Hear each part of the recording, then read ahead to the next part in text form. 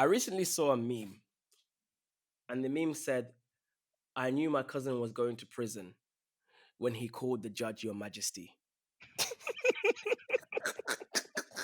And with us today, we have someone who I consider an inspiration, Hauwa Shehu, who is a barrister for the CPS. The CPS is an acronym for the Crown Prosecution Service. For those who don't know, what is that? Is that a question to me? Yeah, that was. Firstly, thank you so much for the wonderful introduction and inspiration. Thank you. I'm very humbled, honestly. So, Crown Prosecution Service, in a nutshell, is the largest prosecuting agency in England and Wales. So, in lay Mhm. people's terms, that means that when you read and hear about criminal cases that happen in the UK, the police investigate it and then they pass it to the CPS, and the CPS are responsible for deciding whether to charge it, who to charge, what to charge, and then we also take the case to court and present it at court, etc., and go through the trial process, and then we're done with it. Damn, you have all that power in it. Well, is it power? I think we're going to get into that a bit, but is it power? How much power do we have when we're sort of limited by the system? But no, it's definitely a lot of responsibility. A lot of responsibility. Of course, I mean, for those who don't know, your background, how you are Nigerian and you're a Whoop, whoop. Muslim woman. Yeah. Can't come and kill myself on the line. So let's we let's call tie it triple into. threat. Hey, that's what we like to hear. But speaking of that, let's talk about in relation to what we're about to see right now is the ascension to power by Kamala Harris, who is a prosecutor. And she Yeah, is being famed as a woman and celebrated as a black, half Indian woman as a prosecutor. Many people who have an issue with her talk about her as her role as a prosecutor and how yeah. she was involved many a times in prosecuting cases and she sent many black people to prison and so on and so forth. I mean, her record speaks for itself. And if I'm honest, when I looked at it, it's quite negative. My question then is to you: do you feel in your role at all compromised being a black person? And first of all, even before that, I wanted a yes or no answer. Mm, Do you accept that the UK is institutionally racist? yes. Good. Okay, now we can unpack the discussion. Now we've So, built the do you feel foundations. now I've built Yeah, the foundation now? 'Cause it's like it's funny. I talk a lot on Twitter. I talk a lot on social media, and yeah. I'm always like to myself, I need to stop debating with people because listen, I can debate you on policy. I can debate you on whether you want to be progressive, moderate, left, right, whatever. But if Mm. you're saying the sky is down and the down is up, I can't debate you on those things. You know what I mean? No, but it's true. You So need to know when to just give up the ghost. exactly. And I feel like we have to debate on established facts, but we've established the fact that we both are in agreement that institutionalized racism is real. Yeah. Let's move on now. Do you feel at all compromised in upholding that system? So another simple question. So initially, I think you phrase the question as like, do I feel compromised being like a black prosecutor? And the Yeah. short answer is no. Then you asked it slightly differently. I think I'm being a bit of a lawyer here, but it was slightly nuanced. The second time you asked it, you asked, do I feel compromised supporting the system and essentially being complicit in the system?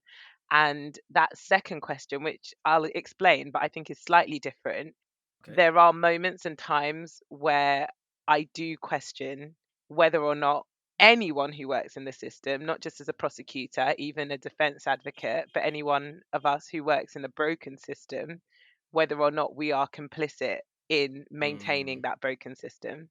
So, firstly, in terms of being a black prosecutor, definitely I don't feel compromised whatsoever. And the interesting thing about being a prosecutor is, firstly, I always say to people that as a prosecutor in the UK, when I first was interested in going into law, interestingly enough, criminal law was not my passion. I oh, thought it was okay. the most interesting. I really enjoyed it, but I was applying for a lot of different areas of law. I was applying to qualify as an immigration barrister. I was interested in judicial review and human rights. I was interested in extradition. I was interested in so many different areas. I was actually interested in family law as well and some civil areas of law. Okay. But what happens is access into the profession is so difficult.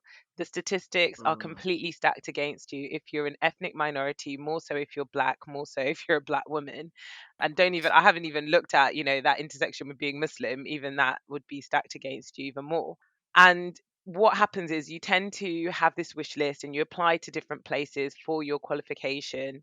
And I had managed to get a lot of work experience in criminal law, so I knew a lot about it. So I was probably on paper a stronger candidate for a criminal pupillage, and a pupillage is the 1 year Okay. training you have to do to qualify as a barrister.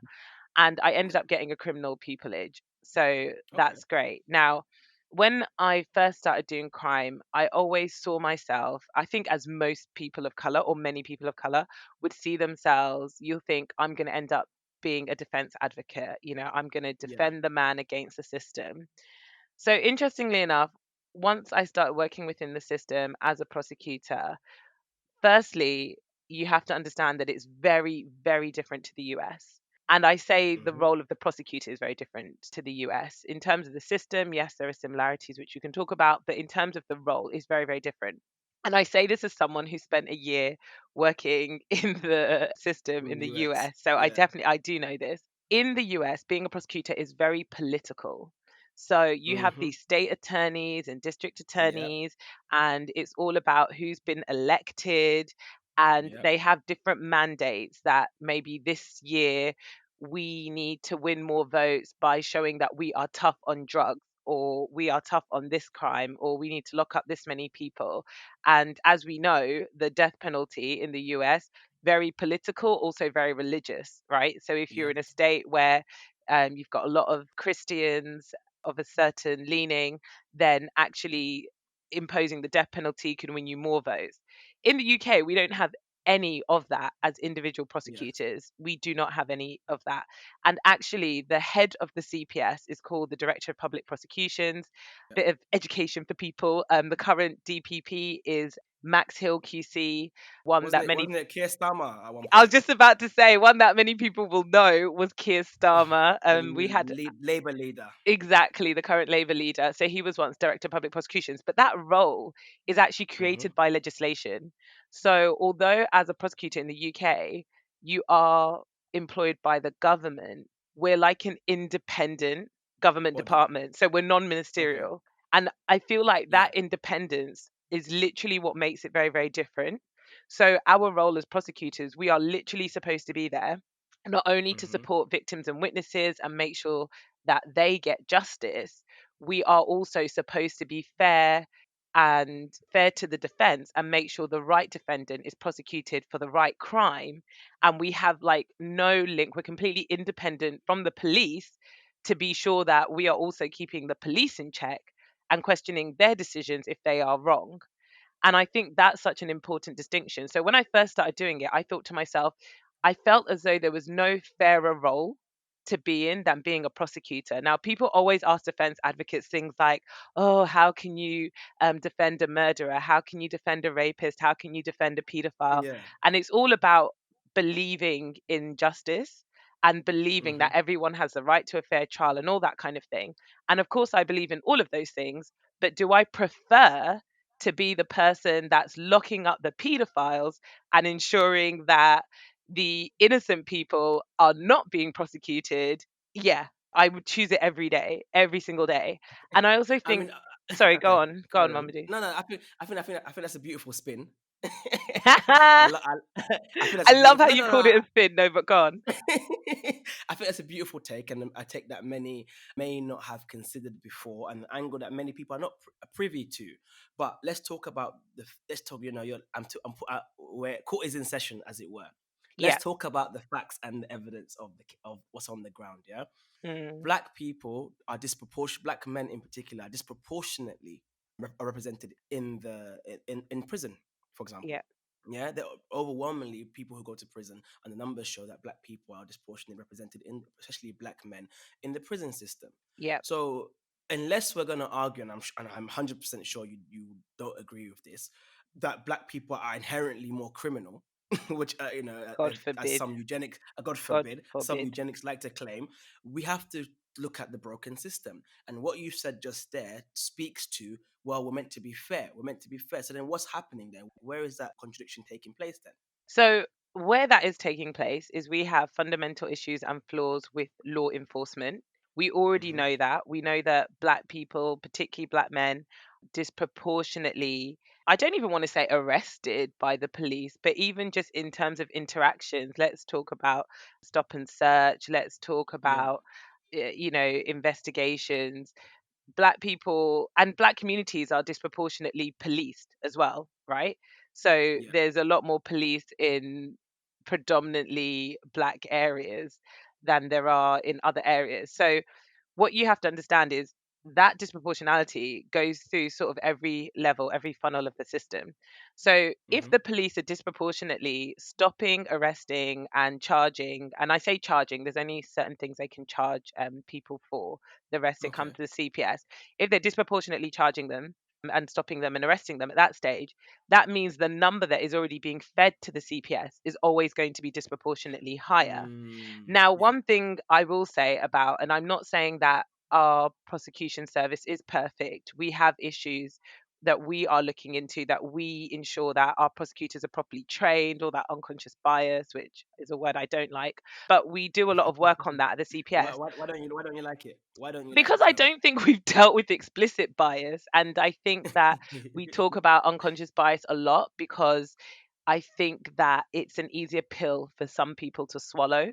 And I think we're at such a 100%. crisis that we shouldn't be looking for the easier pill for people to swallow. We need to talk facts and just deal with the facts. But that's Mm-hmm. an aside. But what I was going to say is that if you look at every stage of the system, so once they get to court, there is evidence and statistics to show that Black people tend to be convicted at a higher rate, that they Mm-hmm. also tend to receive harsher sentences as a higher rate, which then leads to them being disproportionately represented in the prison population. Now, Mm-hmm. when the police are dealing with defendants and individuals, right, they can see them. So your race is apparent. When you're in Yes. court, the judge and the jury and the magistrates, they can see you. So your race is apparent.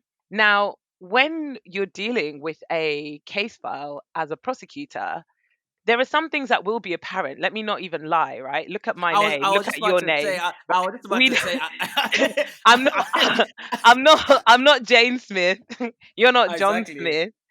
But what I was going to say is that a lot of the defendants and a lot of the cases that we deal with, the thing that is jumping out from you at the page is not the name, is not the ethnicity, it's literally the facts of the case. And like Mm-hmm. this I really do believe. However, there hasn't been enough or as much investigation and data looking into the disproportionality of charging decisions. So, are Mm-hmm. prosecutors actually charging Black defendants more so than they're charging non-Black defendants? That data isn't there. I suspect that if we and I That's a think very there are interesting case intentions study. looking into it. I think there are intentions looking into it because it's Okay. something that even David Lammy like had mentioned since he did his like review into the criminal justice Yeah. system, and it's something that I know that our sort of policy leads have said we need to find a way to do that and try and get hold of that data so that we can address that. But I think that the issue of the disproportionality, it's a feed through Okay. through the whole system. And actually, it definitely starts with the police. And Okay. then in terms of the prison population, yes, the CPS has a role to play in that, but actually it's about the sentencing. And then that brings me full circle back to your original question. And I think actually, when there are not Black prosecutors at all in the Yeah. system, I think we're in more danger. I think we are in more danger when I think part of the reason that the system is so institutionally pitted against people of color is because it's so unrepresentative. And I don't think Okay. representation is the magic bullet, by the way, because I think there's a big drive to say let's get more Exactly. Black I mean, judges, more Black I meant lawyers. exactly. I mentioned this the other day. To be honest with you, I spoke about why I'm flirting with the idea of why we should drop the BAME label because Oh, I feel like flirting with the idea. it. Mamadou, let's go. Let's go. It's gone. BAME is not even a thing. What is it? What does it No, even I mean? agree. No, I agree because I feel like it does take away from so much. There's specific concerns that affect black communities, and not to say that there's no intersectionality between black and people of color. However, I feel like by pushing the BAME label, we kind of engage in an erasure of black issues. For example, when Matt Hancock, the health secretary, was asked, "How many black people do you have in your cabinet?" He says, "Well, we have many BAME." Do you see what I mean? You see what I Yeah. mean? He was asked a very specific and direct question, and he relied on, "Oh, we have BAME, but we don't have black," for example. I mean, that has changed, just for the record, and I find it problematic. But at the same time, I do recognize that there is an intersectionality between using the kind of BAME issues and of people of color and black people, I don't know if as there well is as anymore okay, though. I don't okay, know if I agree anymore. So there was a time when I did agree and I thought that yeah, actually, do you know what, all minorities have a shared experience to an extent. yeah, But there are a lot of issues with the BAME label, and one of them that you've already alluded to is that it literally hides a raft of sins. It hides a yeah, raft of sins. It allows an organization, a sector, a group to be able to say, of course, we promote minorities, or of course, we are representative, when actually, if you really look at who those people are, they fall into this massive umbrella and they could mm-hmm, be all South Asian, or yeah, they could be of mixed mm, heritage and yeah, actually be mostly white but have some black heritage in like them, or white some passing, like white exact passing. exactly, so they could be white passing. And so I think that BAME hides too many sins, and as you said, it completely erases some issues that are specific to Black people. And Mm-hmm. we're at the stage now where across the board, we are literally seeing that Black people are being treated in a manner of unfairness that is disproportionate to their minority counterparts. Yeah, And then don't forget as well, the term BAME essentially makes white the norm and everyone else. exactly, So BAME, it just means non-white. We're basically saying, oh, exactly. everyone who's not white, and we're clumping you all together. And I think over time as well, one thing that I found really interesting is that the term BAME, it just doesn't translate anywhere else outside of the UK. When I went to the Exactly. US, every time I said BAME, they were like, girl, what you talking about? And I'm just like, all right, yeah, Black, Asian, and minority ethnic. And even when you spell it out for them, they're like, what's a minority ethnic? Like, what is that? And I suddenly realized in the UK, we're in this really bizarre bubble. We've come up with Yeah, this bizarre terminology. And there are a group of people who think that if we argue too much about the terminology, we're losing sight of actually what's really important. And when we talk about labels, we're getting into identity politics and all that jazz. But I actually think that terminology and of language course, is of so course, important. It's so too important. important. We're not BAME. We're just not, we're not BAME at all. No, I agree with that, but I'm gonna push back a little bit on from what I'm gathering. I don't want to make any assumptions, so I'm gonna ask you. My kind of philosophy to things is I take a pragmatic approach to politics, but however, my actual philosophy is much more a radical in the good sense, in the good sense, than my politics as my politics, for example. For example, what I mean by that is, let's take the cause of defunding the police, for example, and then it extends to abolishing the police. What are your takes on those things? Defunding the police, I don't agree with. I I don't. And we are talking about in the UK, right? We're talking about in Yeah, the UK. I don't think that deals with the issue. I don't think that's but what the issue but is. let me push back on that. But okay, what we're saying when people say defund the police, we're saying that police budgets need to be allocated in a way that we reimagine how we deal with law and order in society. For example, if the only tool you have is a hammer, you treat everything like a nail. So, for example, why are police dealing with issues of like maybe things to do with mental health and all these things, for example, when they can be allocated to other services? For example, there was a time where Akala so eloquently speaks on this. There was a time where Glasgow had one of the highest murder rates around the world at one point, particularly in Mm, Western Europe. And they took an approach of, they didn't defund the police, fair enough, but took an approach of early intervention.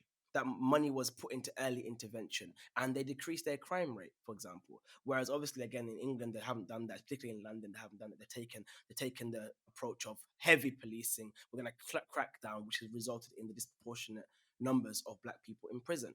So back on the point, I would like to elaborate again. Why do you find the word defund the police problematic, or why don't you think it's a solution?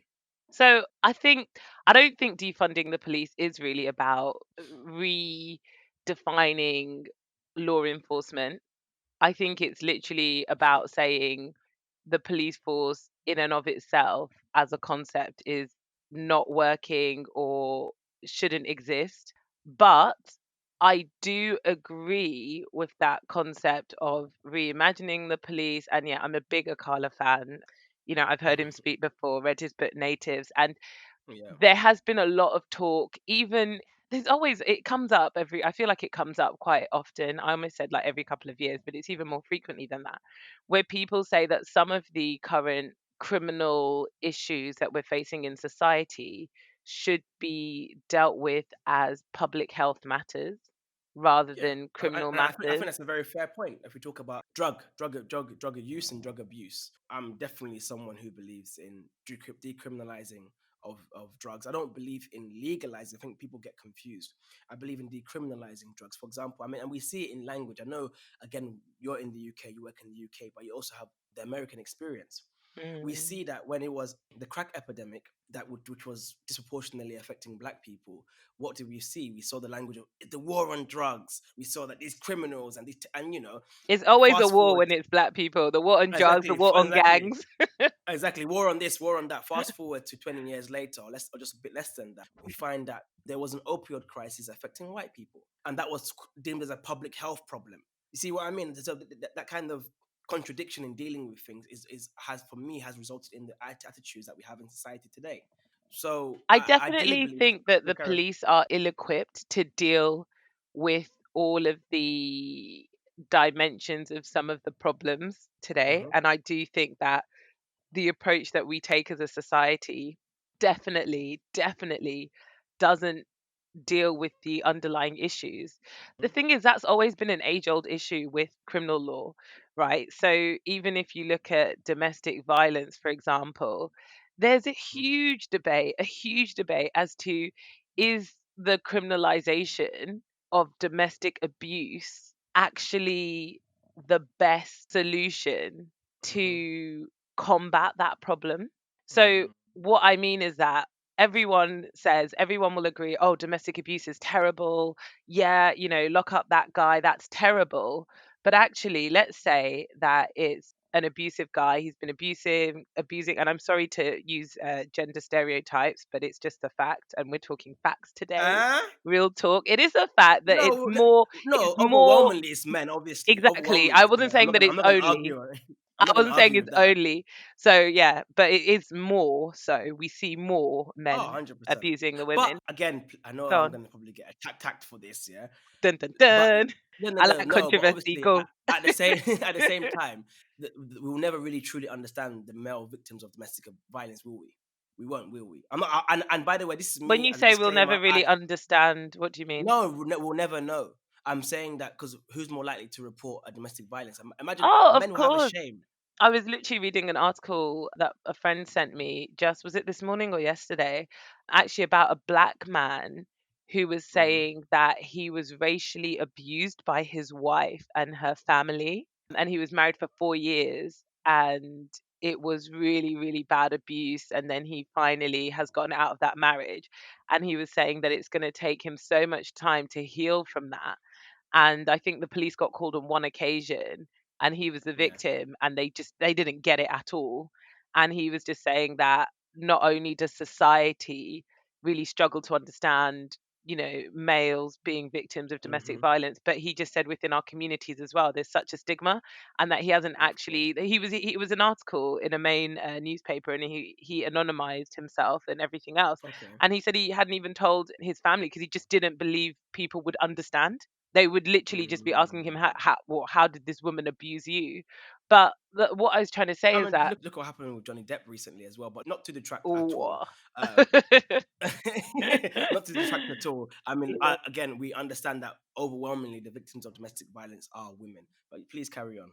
No, all I was gonna say was that in terms of like the criminalization of domestic violence, on the one Hmm. hand, anyone who has an innate sense of justice will say, yep, that's what we should be doing. We should be locking these men up. They need to be punished. But actually, if you come down to like everyday cases, you might have a case where actually the victim has been abused for a really, really long time.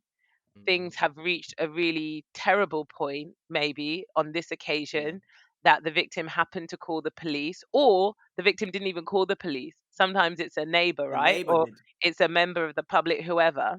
So the as police, was the case of the neighbors of Boris Johnson.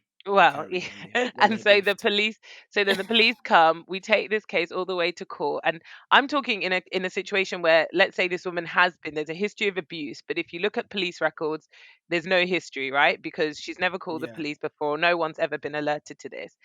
And the guy, maybe he's got no previous convictions, he's never been convicted of anything, so it all goes through court. Maybe, let's just say maybe, because it was such a terrible attack or allegation on this occasion, he was kept in custody throughout the wait for the trial. He has the Hmm. trial.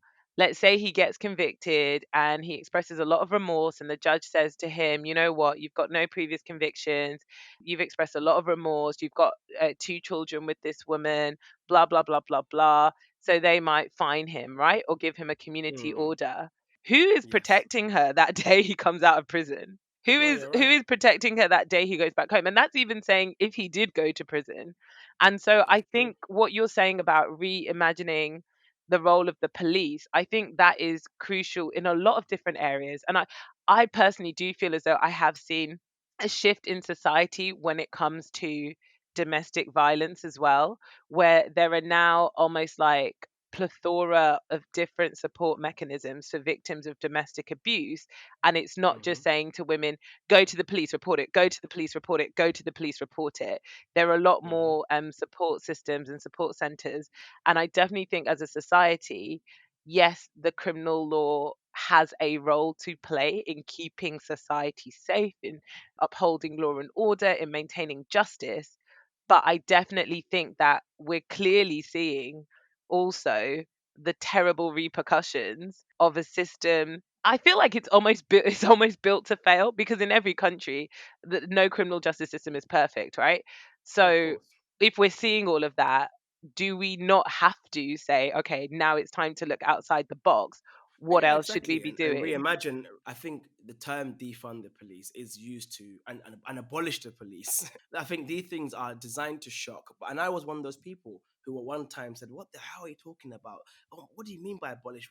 Are you talking about, you know, letting the world be a world of anarchy and all these things? But when I looked into people who I respect and people speak about abolition, I feel like, okay, a lot of the time is what we're saying is, by we, I don't mean I'm definitely signing up to that opinion, but what they are saying is that it's just about reimagining a world of how we do law and order in public. So, for example, they give, why is it that it's a police officer that has to do a traffic stop, for example? Obviously, again, it's Yeah. particularly the American context because traffic stops, we know many times do end up with someone dead, or Yeah. sometimes can end up with someone dead. I don't think that's a controversial, a problematic idea, to be honest. Yeah, I think, to be honest, if it is a more nuanced argument, then I'm not really aware of that. And I think for me, the reason why, as much as I am able to confidently talk about some of the issues that I see in law enforcement and that I see with the police, at the same Hmm. time, I know that we have some amazing police officers out there. And Yeah, of course. I know a lot of the police officers that form, for example, the Black Police Association, and a lot of them have been doing some incredible frontline work for a really, really long time within the community, trying to combat racism within the police force. So, That's super interesting though, because I'll be honest with you, some of the worst experiences I've had with police are always the black ones, if I'm honest with you. And a lot wow. of the and a lot of the time, and I know these archetypes have been spoken about extensively and Yeah. written about extensively. It's, and again, I don't want to put you in any position that kind of like, but this is my opinion. This is my opinion. Yeah. I find that many times people of color in, brown faces in high, or brown and black faces in high places have to overcompensate. We see it throughout politics, we see it throughout, and we see it in the police. Like, it's almost like we have to, okay, in front of my white counterparts, I have to overcompensate. I mean, I'm sure you're aware of the case. Do you see the case where I think, the police force escapes me now, the name of it, but it was to do with the kind of, a police officer documented how much racism took place in the office. The black people were referred to as monkeys. Black people Mm. were referred to as, going back to their own. They were told to go back to their own country if they don't like it here. This was a police force within the UK. I think there's a lot of black officers and officers of color who'll tell you that's been their experience as well of the police force. So the institutional racism in the police is definitely not something that is a secret, but that's the problem with tokenism. And that's the Yeah. problem which again I think we almost like touched upon earlier when I said the answer certainly isn't actually just representation. And Of I'm course. always telling like my colleagues this. I feel like I have taught a lot of my colleagues this phrase, which is not all skin folk are kinfolk. And I Tell always me say about to it. them, just putting a black person on a panel for this, getting a black judge in power, all that kind of stuff, it can be the case sometimes. Actually, it's even worse. We see it with women as well. Sometimes, like you'll find that a woman is harder on a woman than she is on her Mm, male counterparts. And I think it was the story of Khalif Browder, the juvenile in the mm, US, who I think he spent 3 years in Rikers Island without even being yep. charged for an offence before Yep. tragically killing himself. I think in that, one of the judges who dealt with his case a lot and adjourned it a lot, leaving him to sort of rot away in solitary confinement, which has now been abolished for juveniles. I think it was a black judge, didn't they say? And I think maybe there was a Mhm. black district attorney, and all sorts. And I think it was a black guy who was the head of the police union in New York at the Let's just look time. at let's just look at Obama. Like, Oh, I oh, you're always, gonna bring Beezy into this. Okay, all right. of course I am, because Uh, Trump says the other day in his first debate against Joe Biden, he said that I have done more more for for for African any black people, Americans. for African Americans, than any president before me. That's what he said, and he said, Perhaps Abraham Lincoln might have done more." And obviously, speaking about Abraham Lincoln because of the Emancipation Proclamation, but Abraham Yeah. Lincoln was also a racist. And then Twitter went mad.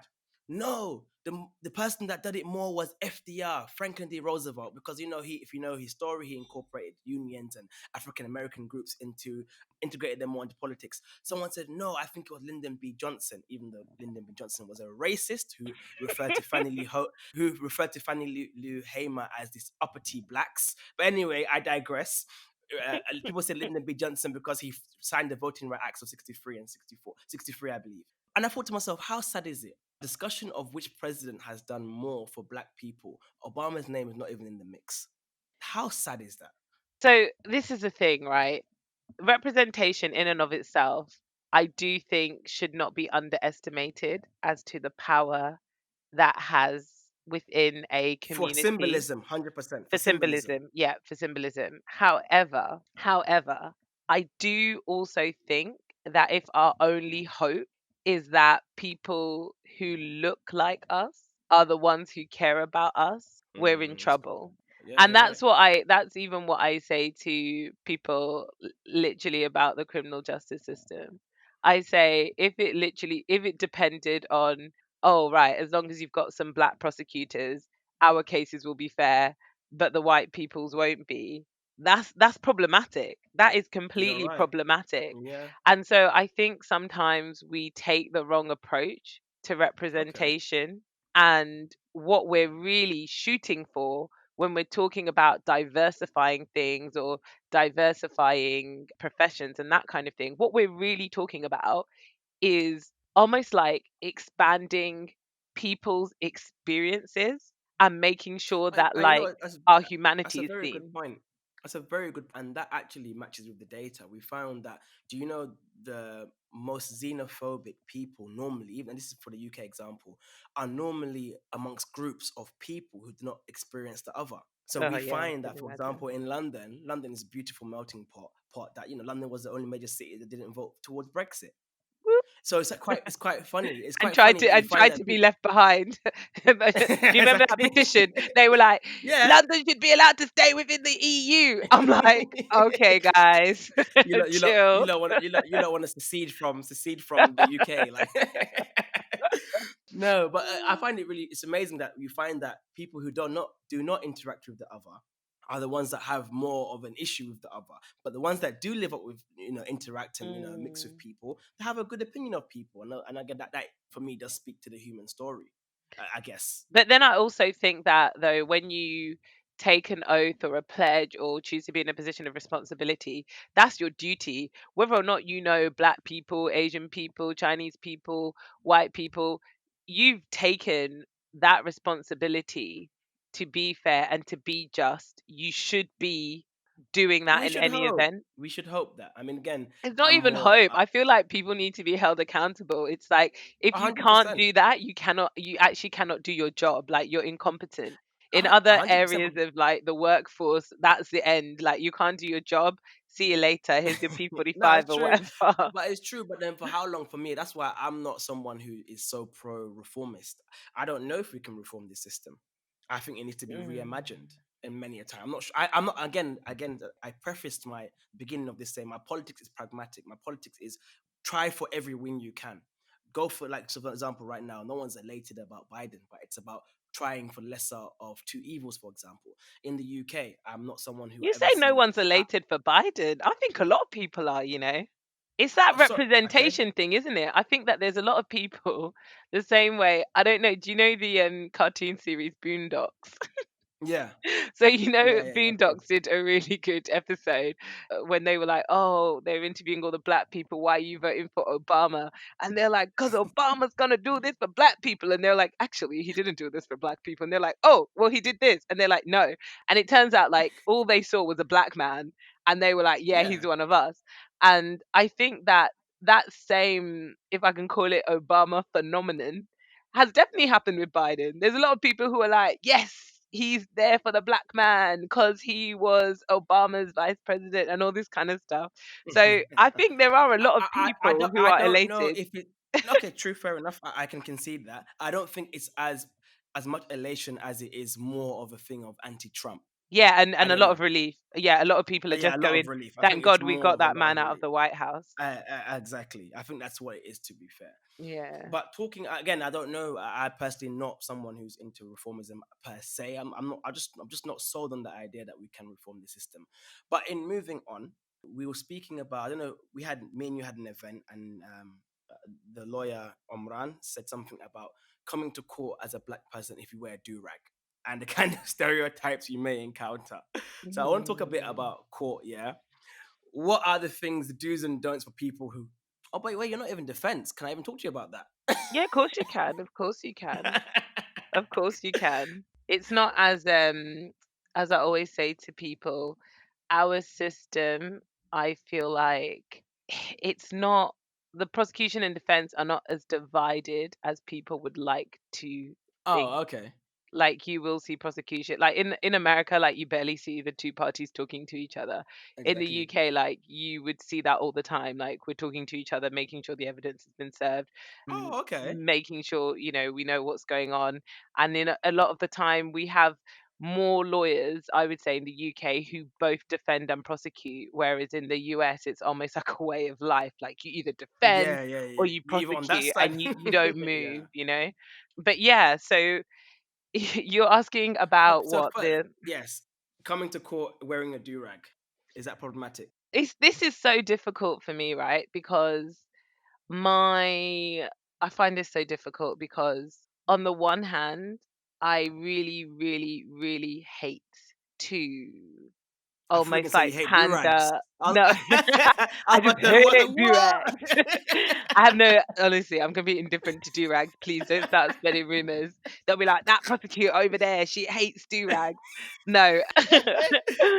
No, I just It's like I know you can't comment on this, but it's like someone spoke about our dear sister Kemu, who works for the Tory front bench. And someone said, "That's how you know she's got problems because you can tell she doesn't hmm. sleep with any silk satin on her because her braids are tired." I was like, Someone said that. Was that on Twitter? I bet you it was on Twitter. "Yes, yes, That is such a thing that like Black Twitter will literally come for you. That is exactly." such a thing. Oh my gosh. Oh my But gosh. yeah, cool. No, Let's talk about the do rag. no, The one what the I was panda gonna too. say is that I hate pandering to things that are not fair, right? So on the Mm-hmm. one hand, there's always a part of me that's like, no, you should not have to change yourself or adapt yourself, blah, blah, blah, blah. You're going in there to be judged based on the evidence. And so That's a the part of ideal. me wants to be like, no, you do you, you come however. Unfortunately, that's not the reality. And I think, unfortunately, you're asking me about the reality. And as I Yeah, said, of we're course. doing real talk. We're being honest, very honest here. And I personally would always say to people, dress smart when you're coming to court because you cannot go Mhm. wrong. You literally cannot go wrong dressing smart. And I mean like black and white smart. Like black, just wearing black and white, no one can say, oh, actually, that was too loud. That was this, that was whatever. I think it's, well, actually, I was about to say, I think it's even more so important in the Crown Court in a jury trial. But actually, the prejudices, human beings have prejudices and biases.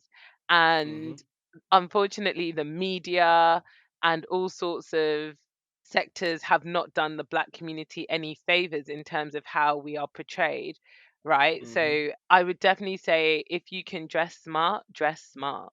Literally as smart as you can. On. Dark colors and also just be serious. Like court is actually a serious thing. It is a serious Mm, thing and there's a lot at stake. I think sometimes people don't realize there's a lot at stake till it's too late or they just don't even okay. think that there's a lot at stake. But I think it's important also to present as though you care and you respect the solemnity of the occasion, if that makes sense. The seriousness of it. Yeah. Yeah, so you're I not can. playing Of around on your phone, you're course. not giggling, doing whatever. And you say of course, but I've seen it before where I think it was like about 4 or 5 defendants being tried for like a conspiracy in the Crown Yeah. Court and it was a jury trial and one of the defendants, I think to be honest, all of them, they were in the dock together. Sometimes they were giggling and talking, and I think it was a conspiracy to commit like robbery and there had Oh, been some really violent, nasty robberies committed. So the jury are hearing about these terrible crimes and these poor, helpless victims. And then they're mm-hmm. looking in the dock and seeing like 4 or 5 black boys sort of giggling, playing on their phones. I think one was playing on an iPad. And What the hell? I think it turns out that the defense advocate, his lawyer, actually gave him the iPad because she What was the like, hell? "This is a long and boring trial for the kid, you know? He's bored, Yeah. it's long, blah, blah, blah." And I just remember thinking, that's such awful legal advice, like awful legal advice to have Exactly. given him. There's so much at stake.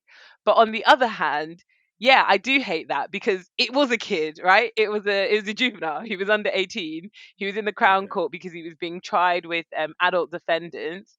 And Mm, it's a lot to say to like a kid, you must present this way, act this way, be this way. Whereas actually, we're in a tribunal that is supposed to be literally brought together to find the truth, to be truthful, mm. but you can't present the truth because people don't like it and people will judge it badly. So yeah, it's a tough one, but I think all I would say is like treat it almost like you would treat a proper job interview. There was a job That's that you wanted, that you actually valued, like you wanted to get this job and you wanted to the make a good job is my impression. freedom though. The job, unfortunately, yeah, the job that you're interviewing for is your liberty. So Yeah. it's the most important interview you ever go to. But that's what I say to people. I literally say that's all you can do. And then at the end of the day, unfortunately, sometimes even doing all of that is not going to change people's perceptions of Yeah. you, you know. Alexandra And Wilson was like all over the media recently, and you know, bless her, like I've got a lot of respect for her because she's quite early on in her career and she's talking about race at the bar, race as a barrister. And yeah. she was talking about, and I think she actually, I know she's of mixed heritage, and she was talking about being mistaken for a defendant. And I was thinking, oh my gosh, we have all of I us saw have those been kind of, yeah. mistaken for everything under the No sun. Like, way. Even you? yeah, I've been mistaken for all sorts of things. And I when I used to go to the immigration tribunal, the one Yeah. that I always got was they just assumed I'm the interpreter.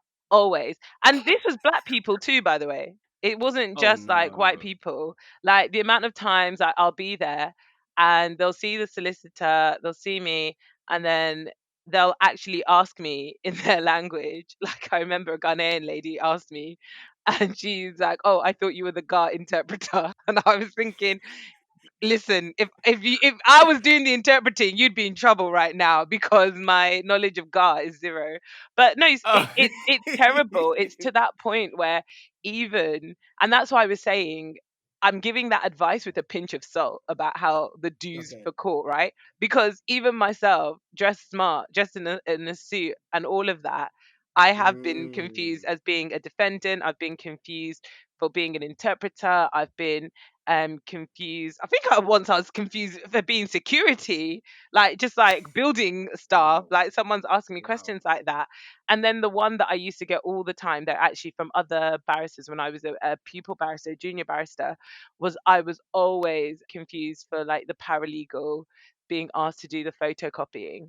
Always. That used to like a barrister would come Wow. running into the CPS room and he'd just like throw something at me and say, quickly, quickly, the judge is waiting on this. I need 12 copies for the jury. At the very beginning of my career, actually, I wouldn't say anything. Yeah. I'd just take it and Oh, go no. go Oh, over to my wow. colleagues who were paralegals and I'd be like, "Hi Jen, do you mind doing 12 copies for the barrister in court, whatever." And it was only until, because that's the horrible thing, you know, I talk to a lot of people that I mentor now about how do you deal with microaggressions in the profession, Yes. you know, what should you do? And that's why I said I've got a lot of respect for people like Alexandra who is speaking out even though she's so junior, because a lot of Mhm. us, we don't start talking freely the way I'm talking now till we Okay, are okay, in a okay. position where we feel we have the privilege, the security to be able to do that, because it is such a cliquey profession. It's a tight knit profession. The bar is very small. People know things and know each other. And it was until I think I was in the CPS room talking to a black female barrister, and Yes. she was just amazing. Like till this day, I think she's so badass. But we were just having a chat, and we'd taken off our wigs and I actually think we were still wearing our gowns, but we're taking off our wigs. A lot of barristers don't wear them sort of around the court building, whatever. We're sitting in Oh, this okay. room, and there were lots of different barristers in the room. I'd probably say seven others. Some had their wigs on, some had their wigs off. I even think there were two white ladies who had taken off their gowns as well and just folded it, put it on the table. Everyone's just waiting around for different things. And that same thing happened to me. A white old barrister comes rushing in and throws something at me and says he needs it photocopied. And the woman just looked him up and down. This is a Caribbean lady, a barrister older than me. Looked him up and down, and she said in her perfect Queen's English, "How dare you? What on earth led you to believe that my learned friend and I are here to do your photocopying?" I just sat there, and you know when you just want to jump up and do like a standing ovation, I was like, "Oh my gosh, did she just do this?" Everyone started talking in the room, and the guy just Wow. started going bright red, and he said, "Oh, I do beg your pardon." And she's like, "Honestly, there are people everywhere in this room, blah blah blah blah. You can see that council and I are wearing our gowns. I don't know what led you to believe this, that, and another." And the sad thing as well is, right, don't forget that when you do go to court, actually, a lot of Yeah. administrative staff are black. Yeah. And I think a lot of it does have to do with that affinity we have with our communities and wanting to say, "Oh, I want to work in the criminal justice system. I want to make a change. I want to make a difference." A lot of the young Yeah. paralegals I know, and even the older paralegals I know, it's linked to that. I'm not even going to lie. They could be doing Oh, any sort okay. of 9 to 5, but they wanted to work in the criminal justice system. They want to make a difference, that kind of thing.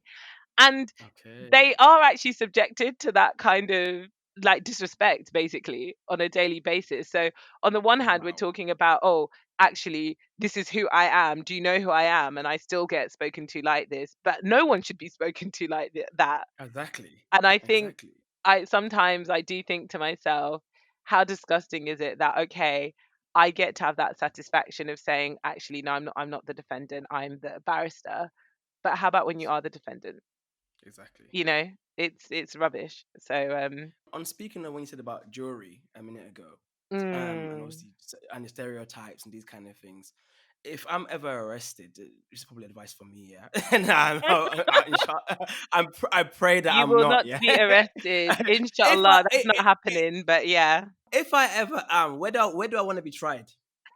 that's an interesting question. So I'm not giving this as any sort of legal advice whatsoever. Disclaimer, massive disclaimer. I'm actually not giving it as legal advice. But people do say that statistically, juries acquit more. So you have a higher chance of acquittal in the Crown Court. Statistically, they say Hmm. that.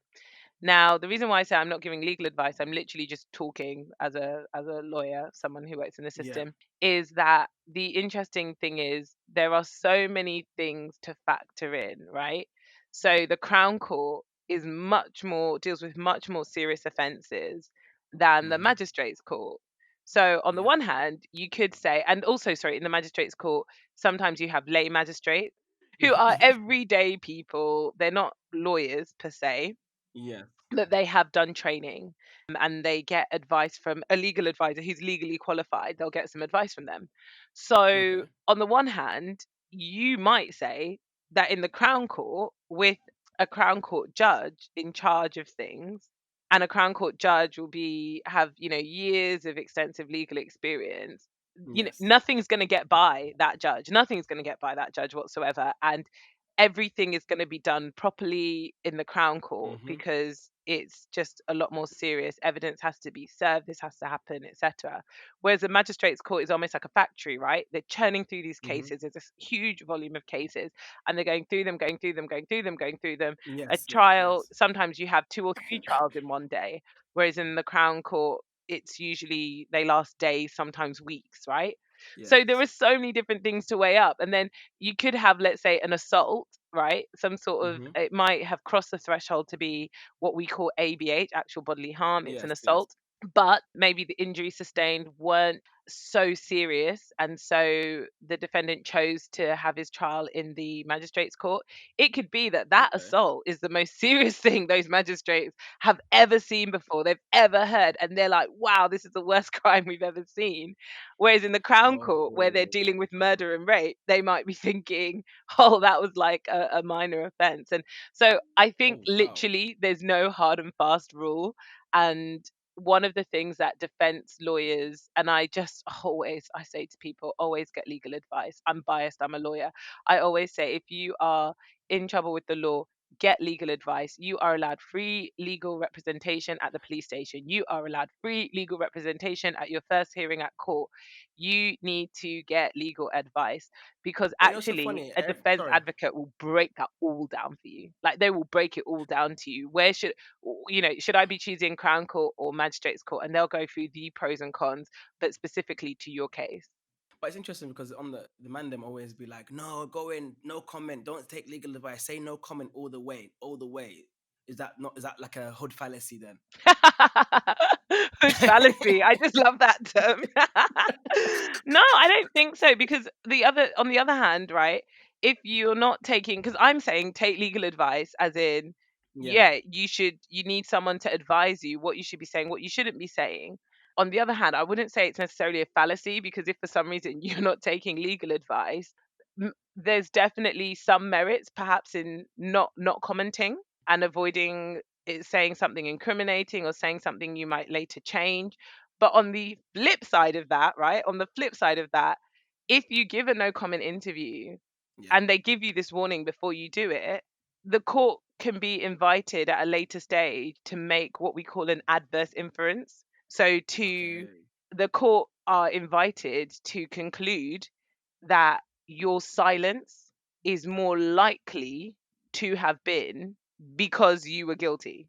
Mhm. And that's why I say Mhm. take legal advice, because even my Exactly. defense colleagues, they'll tell me, there are circumstances where even that adverse inference is better for the client to have just said no comment, even Oh considering wow. what's going to happen later.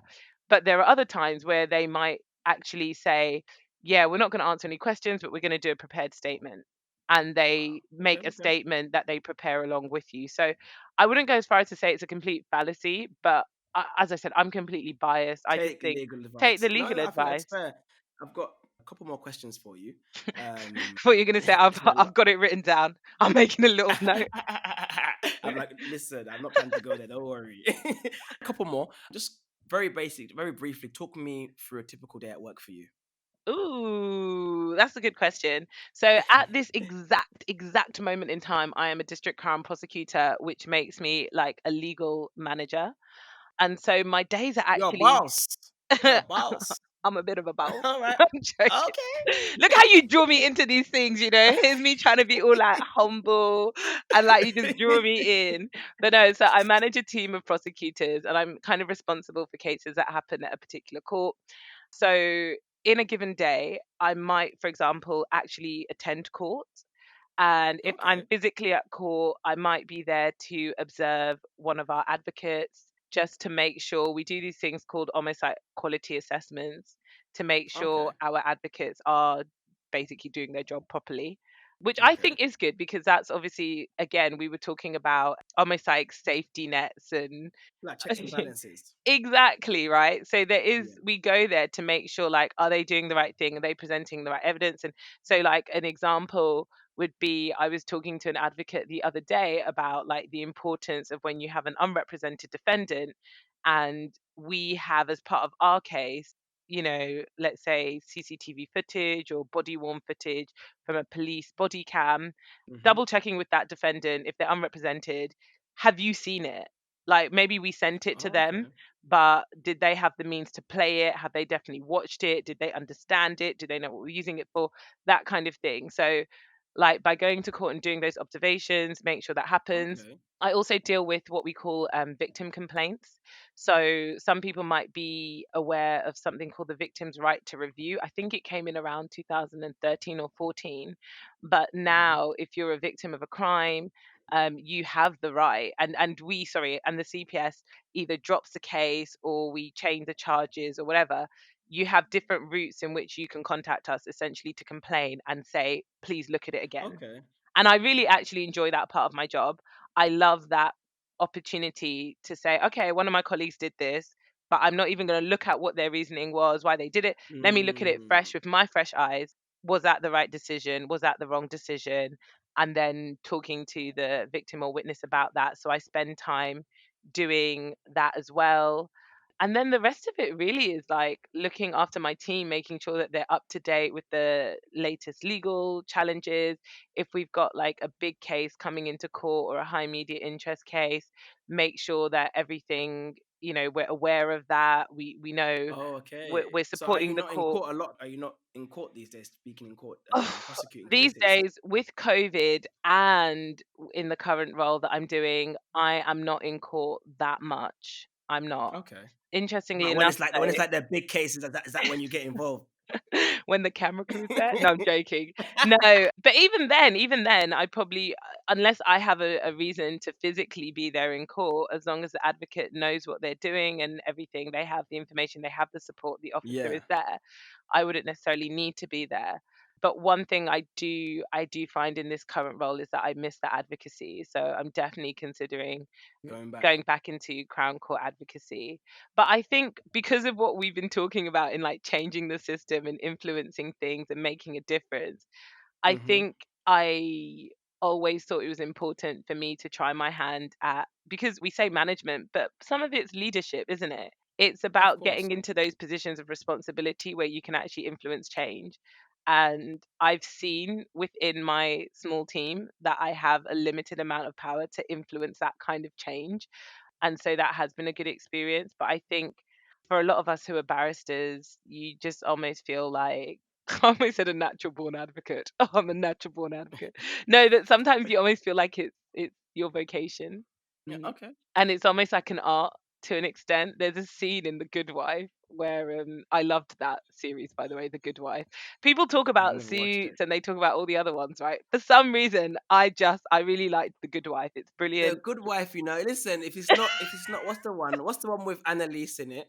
Do you know what? How to Get Away with Viola Murder. Davis. I If it's not that one, tried. I don't. I tried.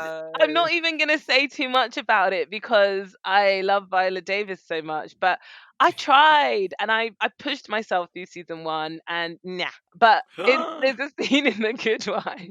I'm not even cussing it because it's not that it was bad. It didn't grip me the same way. It's okay. Um, It's okay. but there's a scene where she comes home and, astaghfirullah, she pours a glass of red wine. Okay, I don't do this with the wine, but like she pours this glass of red wine and she sits back and she goes, "Oh, there's nothing better than a good cross. Like there's nothing better than a good cross examination." And I feel like every criminal lawyer knows that feeling. Like literally knows that feeling. Like there's something beautiful about the advocacy, there's something that is just really enjoyable about presenting the case, witness handling. And I say this almost like, I don't know how to explain it, but even that moment where you have like a really vulnerable victim or witness who's been the Hmm. victim of a terrible crime, and you're the one who's sort of able to talk to them before they go into court, give them that confidence to come into the courtroom, ask them the right questions in the right way, Okay. get the evidence out. You sit down and you just feel this sense of achievement. And then I think at the end of a case as well, you always feel like, do you know what? I made a difference. And that's even when someone gets acquitted, right? Even when Yeah. someone gets acquitted, I feel like, do you know what? Mashallah, I presented all the evidence. I did this, I did that, blah, blah, blah. I helped this person bring this case to court. Because don't forget, at that point, I would have reviewed the case and I would have believed that it's in the public interest and there's enough evidence Of to course. prosecute it. And you do feel good about it. So it's funny because the way I've just answered that question, I'm like, I'm totally due for a job change. I Totally was just going about back to to say that, but court. just one misconception I want to, and then this will be our final question. How much say does the victim have in dropping the case? Oh, oh gosh. Wow. That's a really good question, Mamadou. That is a really, really good question.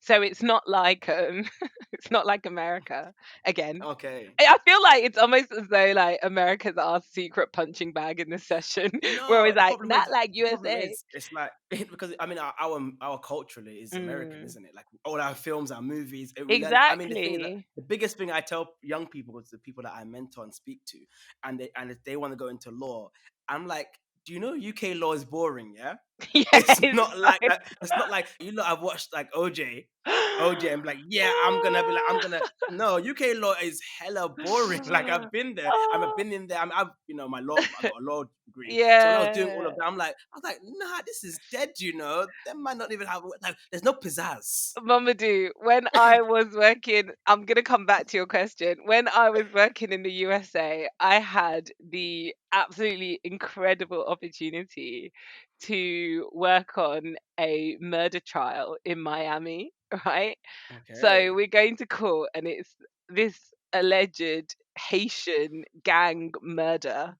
And there was actually in this case one defendant on trial, but Okay. they were saying, he was a member of this Haitian violent gang of like nine, was it nine? Yeah, I think it was nine of them, right? And I was working on the defense side. Again, that completely absolutely blew their minds over there.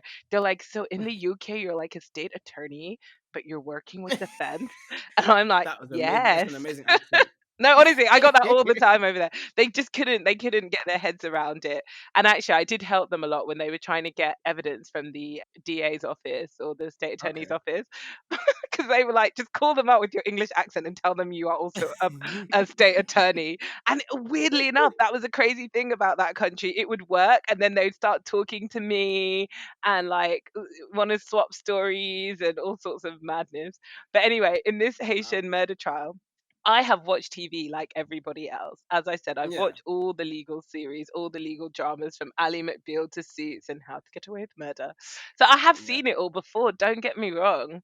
But I just cannot tell you how like this trial begins. And the prosecutor, he sort of walks Please into tell the me. he just walks into the middle of the courtroom. And that's another thing, right? You'll notice in a British court, like we're almost like tied to our desks. Like we don't Yeah. move, right? We do not come round, and we would only really approach the bench. Like it's so rare that we approach the bench. Like, why are we approaching the bench for? So this guy, he just walks into the middle, the well of the courtroom, where like the judge, he's really close to the judge, and the jury goes all the way up to them, and then he unveils this huge, like, what would you call it, like a poster board, and he puts it on this Okay. easel and then flips it around. I couldn't believe it. It He flipped had on all what? these Sorry? mug shots. It was like a cardboard board, almost like a big poster, and Like a storyboard. it's got mug shots of like Oh, these 9 black men, and the okay. heading on it is like the something something gang, and it's like all like red writing, like almost like this was like an art project. Like it was literally like the poster of some sort of like violent new film, new blockbuster coming out in the cinema. And I just thought, I stuck for love. Like, if I did that in England, the judge would be like, Miss Shehu, have you lost your mind? Like she'd like throw the case out. Like you've already like prejudiced the whole jury. Like you've shown the defendant's face in a really scary poster with the title like gang. Like why are we even doing a trial? And he was like, Oh, these are wow. the faces of the gang. And like you can see the Oh, jury were like, oh my wow. gosh. And he just starts telling this bizarre story. And he was just like, we are here to tell you about terrible crimes you could never imagine, rape, murder. And I was just like, what on earth is going on? And I sat there and I just couldn't believe it. And then at some point, obviously, defense then objected to something. And then, like, defense jumped up. And then the prosecutor was like, no, no, no, no. They start arguing. The judge is like, order, order, come to my, like, approach the bench. And then they're like looking really animated at the bench. And I just remember thinking, damn, this country is something else. I don't even think I could. I don't know how I would practice it. I'd be so polite. They'd probably like walk all over me because like we just don't do that. We don't It's have the same even thing, do we? it's even bad etiquette, Mamadou, right? For 2 barristers to be standing at the same time.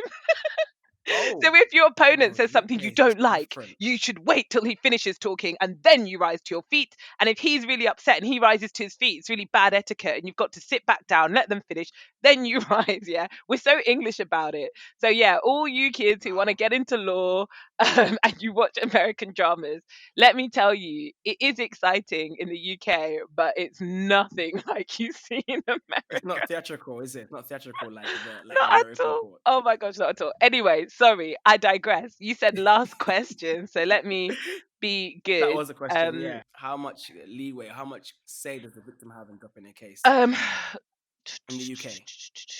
it's hard to quantify it, Okay. but and this is going to sound like such a corporate answer, so I apologize in advance.